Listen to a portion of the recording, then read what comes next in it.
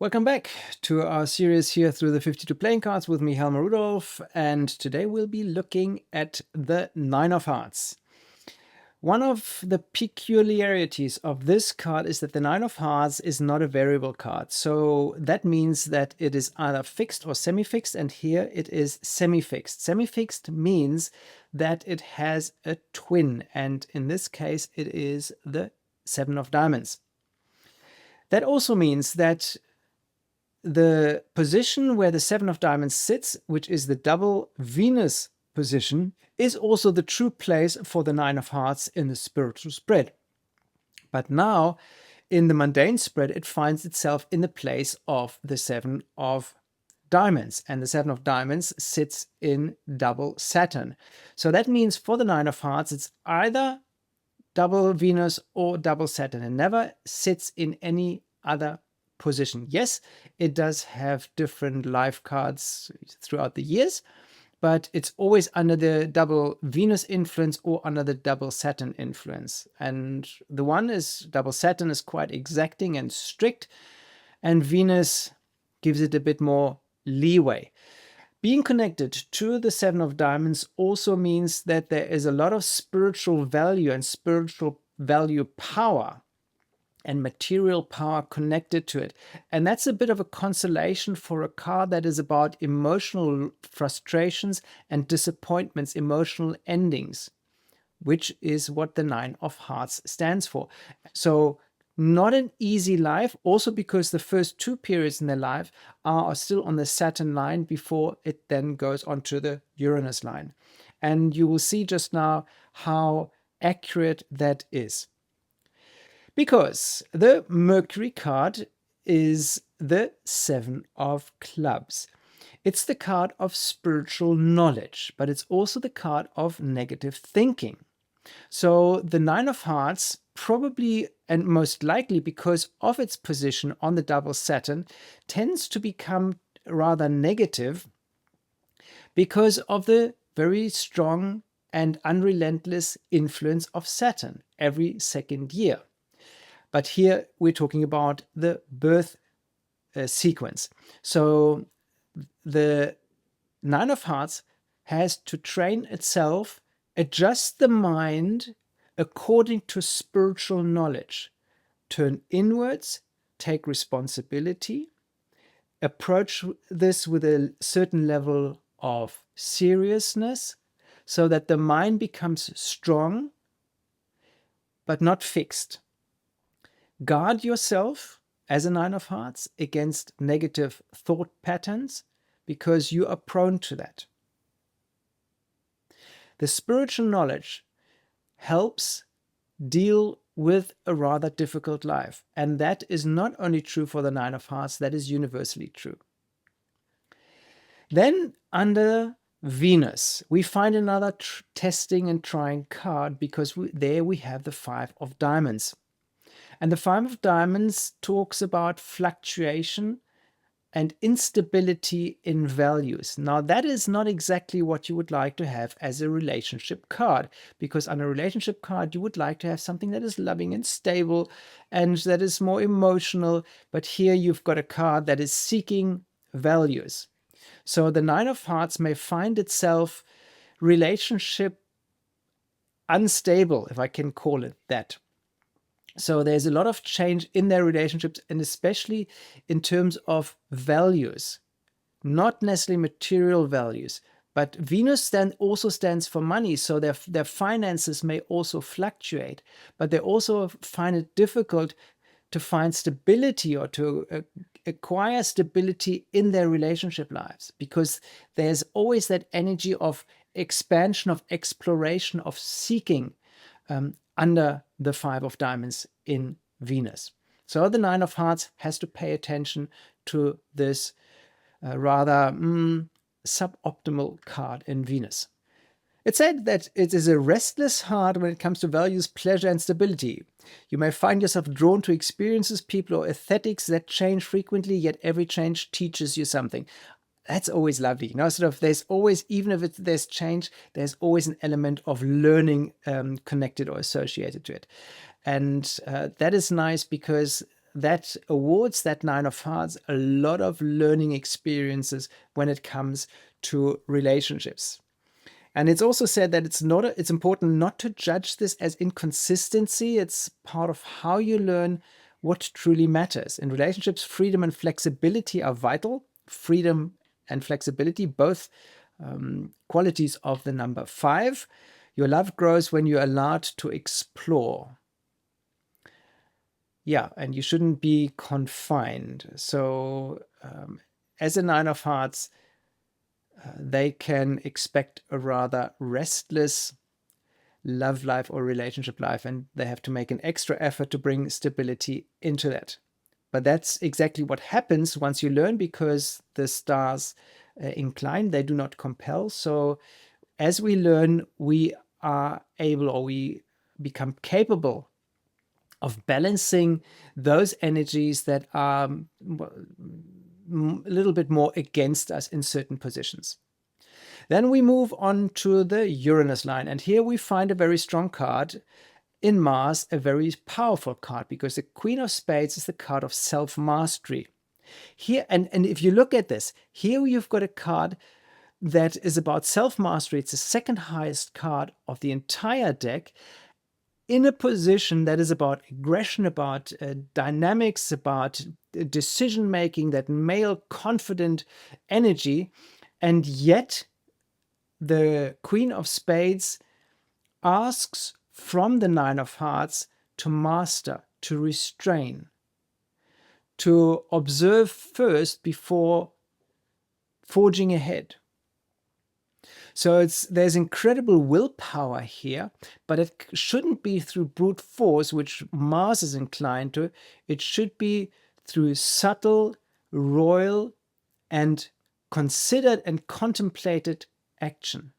That's when that combination of the Queen of Spades and Mars really shines. And that's also where the Nine of Hearts has an opportunity to turn the rather challenging Mercury card and the rather challenging Venus card to its advantage. Master yourself, and through that mastery of self, then forge ahead. Because we go 13 years through the Mercury period, 13 years through the Venus period, then 13 years through the Mars period. So the early years of the Nine of Hearts may not have been easy, but then in that time from 26 to late 30s, 39, that's when it gets the opportunity to master itself and use that mastery in a dynamic and constructive and a positive way. And here it's also said that Mars gives you the endurance to build a legacy, not just win a battle. So see it from a higher perspective, or the Nine of Hearts is encouraged to see this from a higher, a royal perspective, rather than just that brute force aggression that Mars brings with. Then we come to Jupiter, and here we find the Jack of Clubs. And the Jack of Clubs is the genius card. It's the card of mental creativity. So under Jupiter, the Nine of Hearts grows when it stays intellectually curious, when it is keen to learn, and when it stays open to communicate and to change and to improve. Once again, the early years may steer that Nine of Hearts into a direction where it becomes rather pessimistic, also in terms of his mental attitude, Seven of Clubs in Mercury. But here under Jupiter, the years 39 to 52, if it stays open, if it stays curious, if it really improves, obviously this is not just a theoretical construct, but it's the life quality of the Nine of Hearts improves significantly in that period of time until it hits 52. And then 52, at 52, when it moves into the Saturn period, then it finds a Nine of Diamonds, but we'll get to that in a moment. Let's have a look what else is said about that Jack of Clubs here. Expansion comes through curiosity and playfulness. The Jack of Clubs invites a lightness of learning, suggests a lifelong student, and probably a natural teacher too. Again, sort of we all become teachers because we always been given tasks, specific tasks, none the same as the other, and that allows us to teach, to tell others, our life stories, sort of what we have learned, and to assist them in also them acquiring new capabilities and balancing them out beautifully.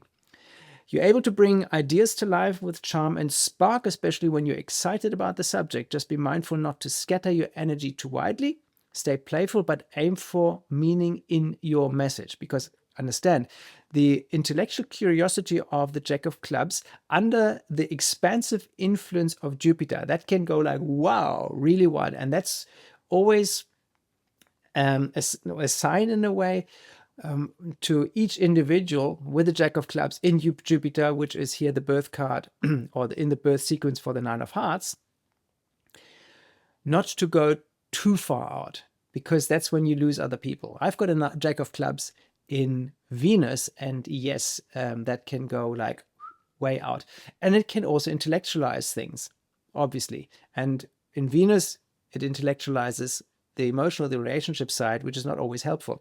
But here for the Nine of Hearts, that Jack of Clubs in Jupiter is very helpful to break molds, to break negative thought patterns, and allow and let that Nine of Hearts really release things, because nines are about endings. And that brings us to our Saturn card, and here we find another nine, the Nine of Diamonds. And the Nine of Diamonds is the card of universal values, the Nine of Hearts being the card of universal love. Here, the universal values, but also, again, about endings, about releases, about generosity on the value side, not necessarily the money side, but yes, too, because especially if we see this in conjunction with that Seven of Diamonds birth twin, because the Seven of Diamonds can make a lot of money. But here again, it's not about hoarding that money, but about releasing it, about letting go, being generous with not just money, but also being generous with values. What else do we find? Points to karmic lessons and around release and completion. Completion being a 9 quality, again, particularly related to material attachments or beliefs about worth. That's interesting because with that 7 of clubs in Mercury, the 9 of hearts is likely to acquire a negative mindset if it doesn't watch that. And a negative mindset does not lead to a high level of self-worth. And here, under Saturn, it gets reminded that it actually is worth a lot and that it has to offer a lot to itself, first and foremost, and to others. But that it needs to learn, because Saturn is the teacher. And if it doesn't, then it will be accompanied by financial losses, which is what the 9 of Diamonds stands for on the negative side. What else? You're asked to let go of outdated values and perhaps endure periods of material instability, only to discover a deeper abundance within. This card brings maturity through sacrifice, not for the sake of suffering, but for the wisdom that only surrender can bring. Letting go is not a loss, it's an initiation. And that becomes particularly important for that 9 of hearts when it enters the next period, because then we find another 7. 7 in Mercury, 7 as a soul card, and now after the 9 of Diamonds in Saturn, we'll find the 7 of Spades in Uranus. And the 7 of Spades is the faith card. And in Uranus, it means the card of spiritual tests, an unconventional thread on how 9 of Hearts relate to health, Spades, trust and faith. There might be periods where the 9 of Hearts belief in the unseen is challenged, or where the independence isolates them. But this is exactly where their genius lies, in forging a spiritual resilience that doesn't rely on approval. Approval, again, is like other people, but the 7th means inwards, dealing with oneself, finding trust, finding faith within oneself. So especially when it comes to change, and change, there is a lot for the 9 of Hearts being a 9, then with a 7 in Mercury and a 5 in Venus and a Jack in Jupiter, you know, that all that mental expansion, all the intellectual challenges and the curiosity. But then again, under Uranus, again, breaking up, changing things, sudden changes, upheavals. That's when, or when those things happen in the life of the Nine of Hearts, that's when the Seven of Spades on the high side should kick in. And that means having a really strong belief in oneself and in that which one has learned under the Jack of Clubs in Jupiter. The mental expansion, the curiosity, the playfulness. Because once again, the sevens, they can be more inward. And if there's anything that is like completely juxtaposed or opposed to the seventh energy, which is turning inwards, that would be the Jack, which is like playful outwards and doesn't care. Right? And the seven is like serious and rather withdrawn, and the Jack is anything but. What else? You walk your own path, and in doing so, you light the way for others. That's what's written here.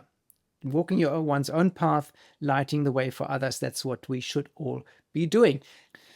And that brings us to the Neptune card, which is the Two of Clubs. And the Two of Clubs is not only the psychologist card, it's also the card of union in communication. You know, like one-on-one in communication, that makes good psychologists. But under Neptune, there's also that visionary element that comes in towards the end of the life. For the Nine of Hearts, it's important to find someone, to find a union with whom they can communicate, with someone they can relate to, not just towards the end of the life, but in general. Because that's when their vision expands, that's when they can dream big, that's when sort of positivity is nurtured, which then in a logical sequence would then lead to the Three of Clubs, you know, where it's sort of more expansive. The two is more like one-on-one, creating a certain stability, creating union, comfort in communication. And that is so important for the Nine of Hearts, particularly with that Seven of Clubs in Mercury, that can lead to a rather negative mindset and a pessimistic mindset. So here we've got a card that says, find someone you can communicate with, find someone you can talk to about all your struggles and worries in life. And that may help you, or hopefully will help you, acquire balance and acquire an understanding for your rather trialed and tested life path. And then towards the end of the year, the Two of Clubs in Neptune leads to dialogue. It leads to mental resonance with someone. And here, that's what what is written. That's when the magic happens. You know, because the dialogue leads to understanding, the understanding leads to harmony, and the understanding leads to that feeling of I'm heard, I'm understood. I also understand why my life has been the way it is, or is the way it is, and I can make the best of it. And that's usually when magic happens, and that's when you not only learn but become capable of balancing out the negative with the positive and bringing the positive more and more into your life, because even though there are trials and tribulations in the life path of the Nine of Hearts, there's a lot of potential. Certainly a lot of potential on the value side, because once again, after the communication, the club suit, comes the diamond suit. So after communicating, after developing an understanding, that usually, that comes you, I wanted to say something else, that usually results in our value system being changed and being elevated. And that's also, and let's not forget, that soul twin with that Seven of Diamonds. That's when Nine of Hearts can, first of all, develop a very spiritual value system, understand their connection, understand why they have been placed in this body in this lifetime. But sort of when it's important for them to make money, to be financially well off, they have that opportunity too. That leads us to the King of Clubs in Pluto. Once again, a card that makes perfect sense, because the King of Clubs is the master of communication with a higher understanding. And in Pluto, it means the lifelong transformation for the Nine of Hearts lies in acquiring a higher mindset, a higher level of understanding and comprehension of all those subjects, but mostly and first and foremost about themselves and their own life path. And again, a powerful placement that invites the Nine of Hearts to grow into spiritual authority. The card demands integrity and knowledge and action. They must live what they teach. And that transformation under Pluto isn't easy because it strips away illusions that until only wisdom remains. So here we've got an interesting life path, certainly not an easy one, with a rich tapestry of cards that encourage them and teach them how to let go, how to grow up, to speak wisely, and to love freely. Do not be attached, and understand that there's always a solution to any problem, to any worry that you may have. You find it inside, you find it through developing knowledge and understanding, and that elevates your value system, and then your life becomes a real symphony, even with those rather challenging cards. That was it.